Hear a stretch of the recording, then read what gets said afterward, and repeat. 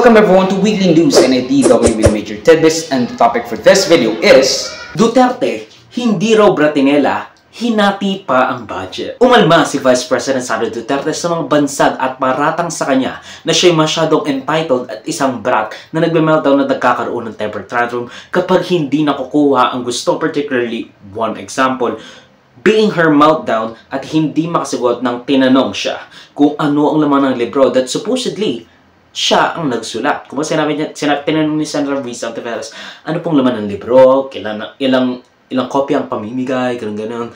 Tapos sasabihin niya, this is an example of politicization. You can watch my NIDW recap for that, and even the NIDW mini major tidbit para dyan.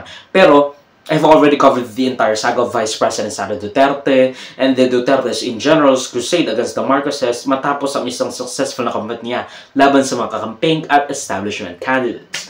So, ibig sabihin, wala po ni isa na dumating from the office of the Vice President para sumagot ng mga tanong ng ating mga colleagues, Madam Chair. That is correct. Ang hiling natin makapagpaliwanag ng accountability at ang hiling natin ay maglinaw ng mga, kasi marami pa po tayong tanong kaugnay dito. She may not like our questions last hearing, Madam Chair. She may not like being questioned about the OVP expenses. She may not like sitting with us here in the House. But, Madam Chair, she is accountable to the people and she has this sworn duty to the Constitution, being the head of the agency, to be here. Ay kahit na binigyan natin ang Office of the Vice President na second time around na magpaliwanag do sa budget at magkaroon tayo ng pagkakataon na siya ay matanong dahil ito naman po talaga yung mandato natin dito sa Kongreso, mabusisi yung budget. So ang ibig sabihin po nito ay binoboykot niya tayo. Pagboboykot ito, Madam Chair, dahil wala pang akong natatandaan na ahensya ng gobyerno o executive branch na binoykot ang Kongreso dito sa budget hearing and deliberation. So ang ibig sabihin, Madam Chair, sinabi niya kaya raw siya umalis sa gabinete ni President Ferdinand Marcos Jr. ay dahil raw umano sa dalawang makapangyarihang tao na may hawak ng budget ng mga ahensya ng gobyerno. Now, I'm not saying that this is not true or anything like that. Kaya niya raw hindi na sinasagot yung mga tanong ng mga tao sa Kongreso is because it will be futile somehow. And, kanyang dinawit sa kanyang mga alegasyon ang pangurak ni House Speaker Martin Romualdez, the cousin for President at Congressman Zaldico, yun yung nanghihingi raw ng parte ng budget na kaka-approve lang sa kanya. Budget ng Pilipinas ay hawak lang ng dalawang tao. Hawak lang siya ni Congressman Zaldico at ni Congressman Martin Romualdez. Yan ang katotohanan. Halimbawa ko dito, medyo mahaba ito, kaya pagpasensyahan mo. Ang halimbawa ko dito, sa DepEd muna tayo. Sa Department of Education, noong taong 2023, merong 5 billion na inapprove para sa classroom construction. Nagulat ako. Kasi merong mga lumapit na miyembro ng House na humihingi. Hinihingi nila yung 5 billion, parte ng 5 billion na budget. Wala kasi akong experience sa ganyan. At saka ang pagkakaintindi ko, pag inapprove na yan ng Office of the President, ibibigay na yan, pagdediretso na yun sa approval at trabaho ng Department of Education sa construction ng mga classroom. Nagulat ako. May humingi. Magkano ba ang amin dyan? Magkano ba ang amin dyan? So sinabi ko, hindi pwede ito. Kasi, ang mangyayari nito, hindi magagawa ng Department of Education ang trabaho namin na mag-construct ng classroom ayon sa classroom backlog at sa prioritization base sa backlog at sa classroom construction. So, sinabihan ko yung isang congressman, sabihan ninyo si Martin Romualdez na hindi pwede chap-chapin ang classroom construction na 5 billion.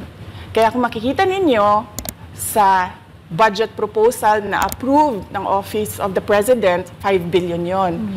Pero nung lumabas yung GAA o yung budget approved noong 2023, naging 15 billion siya.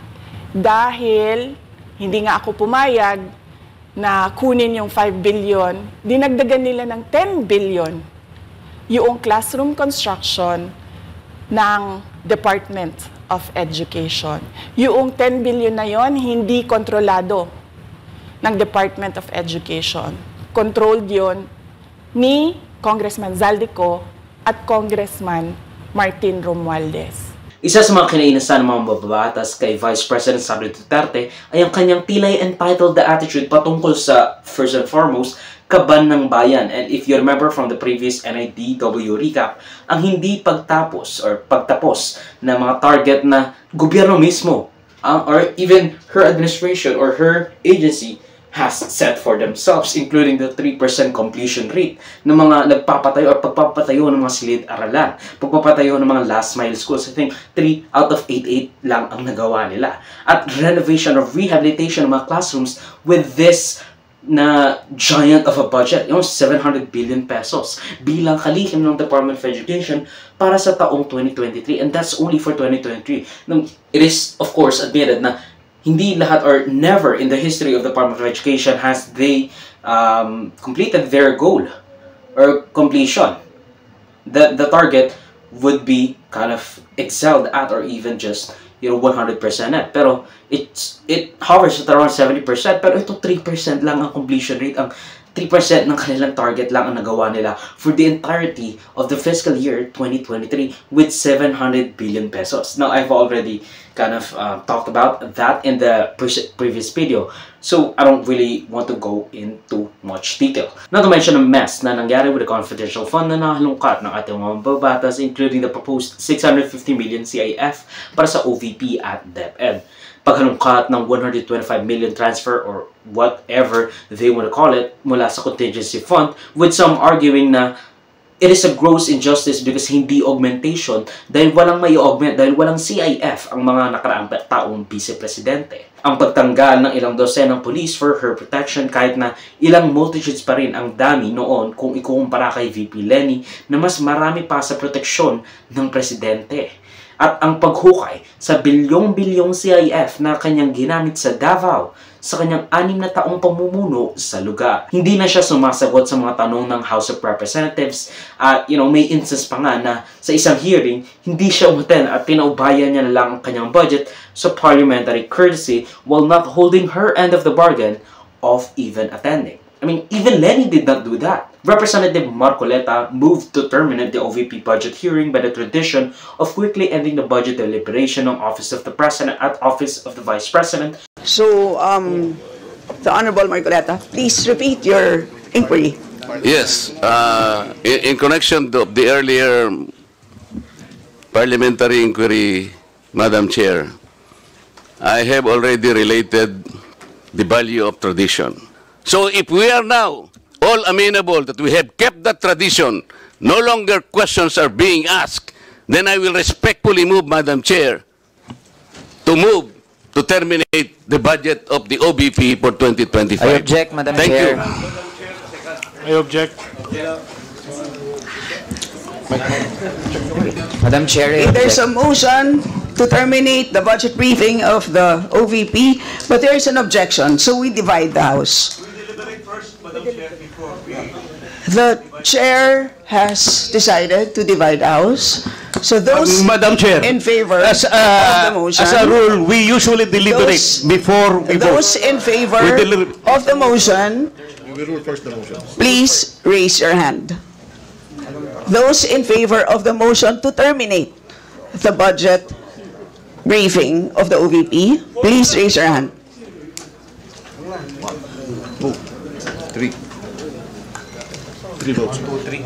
All those against. Those who are not in favor of terminating, raise your hand. For non-tradition. Ngunit 45, 45 ang bumoto against Marcoleta, samantalang 3 ang sumang-ayon sa kanyang motion, kung saan siya'y katulad ng kanyang kaibigang Duterte ay nag-meltdown ng hindi na pagbigyan ang kanyang gusto. Sinabi ni VP Sara Duterte na, hindi ko na kailangan pumunta dyan kasi sinabit ko na yung mga lahat ng dokumento in a detailed way with sinabi ni VP Sara Duterte na hindi ko na kailangan pumunta dyan because I've already submitted sa Commission on Appropriations ng House of Representatives, including a detailed presentation of the proposed budget for fiscal year 2025. At hindi ko na kailangan umattend kasi, nandun na lahat.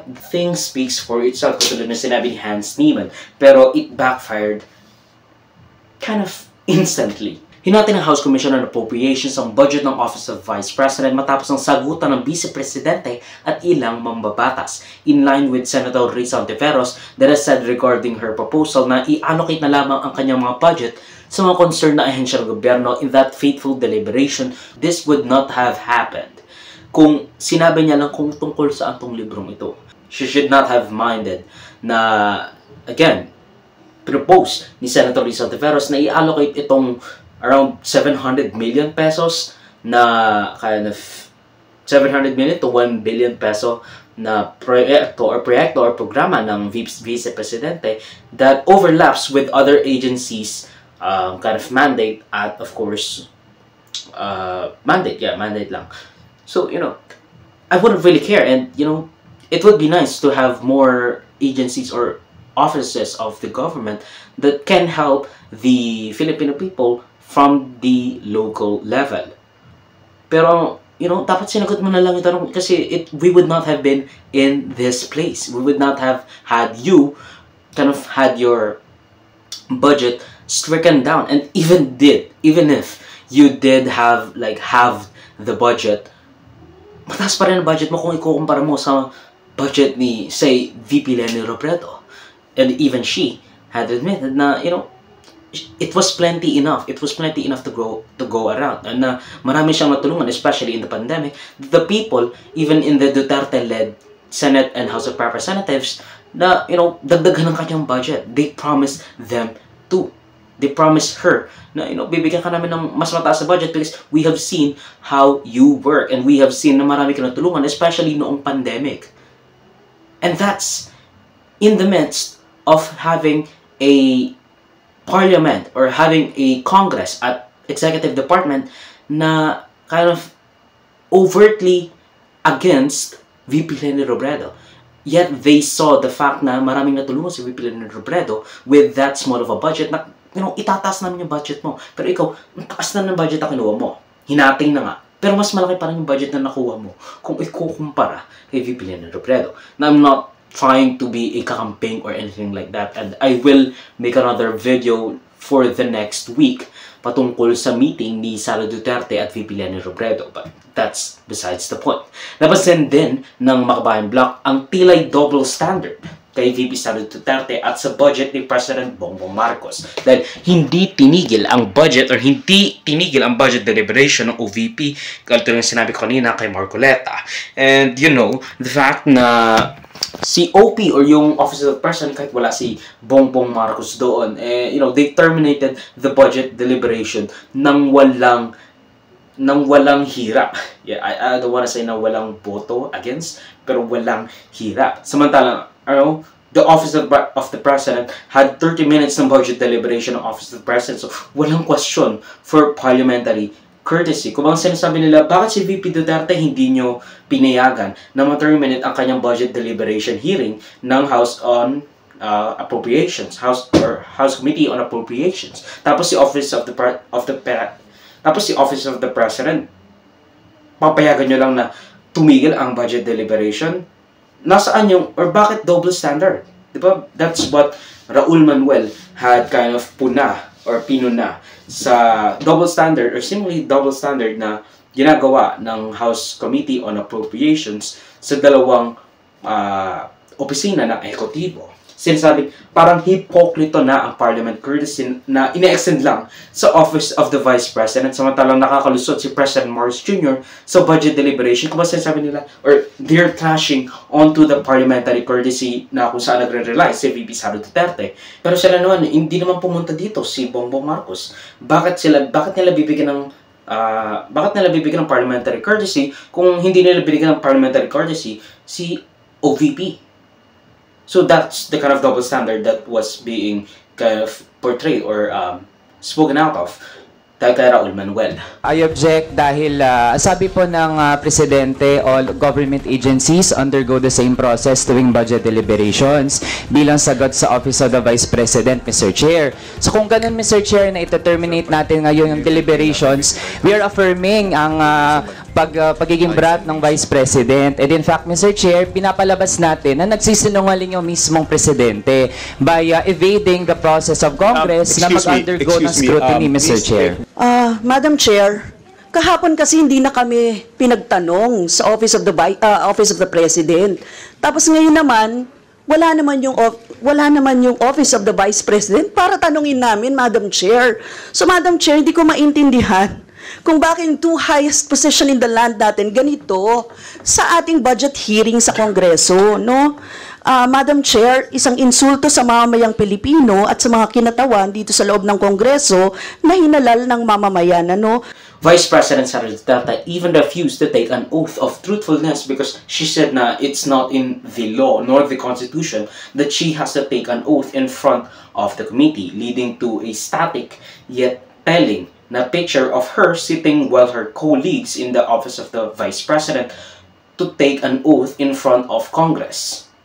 But, you know, let's look on the brighter side.